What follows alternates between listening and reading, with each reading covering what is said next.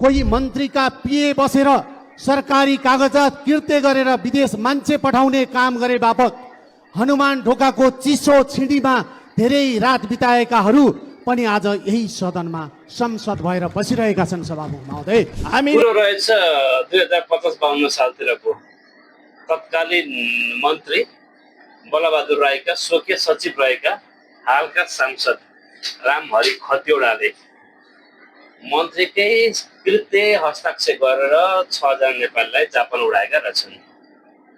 यो काण्ड अहिले बाहिर आएको छ। हुन त नेपाली राजनीतिमा नयाँ नाम र चर्चित नभएको नाम रामहरि खतिवडा हुँदै होइन। यहाँभन्दा पहिला पनि धेरै चर्चामा रहेको नाम हो रामहरि खतिवडाको। रोलेक्स घडी भन्ने बित्तिकै आम नेपालीको मनस्पटलमा आउने पहिलो र एउटै मात्रै नाम हो रामहरि खतिवडा। यो घडी काण्डको अहिले कुरा नगरौँ, लगभग सबैलाई थाहा छ। घडी चोरिएको, हराएको, होइन, जे भने तापनि प्रहरीमा उजुरी परेर केही दिन पछाडि झुक्केर आफ्नो ट्राउजरमा परेको भनेर आफै लगेर प्रहरीमा बुझाउनु भएको थियो। केही दिन पछाडि सम्म ट्राउजरमा झुक्केर बसिरहेको घडी हो उहाँको। उहाँ व्यक्ति अहिले यो भिसा प्रकरणमा यति दिनदेखि मौनता साँधेर बस्नु भएको छ, चुपचाप लागेर बल्ल हिजो बोल्नुभयो।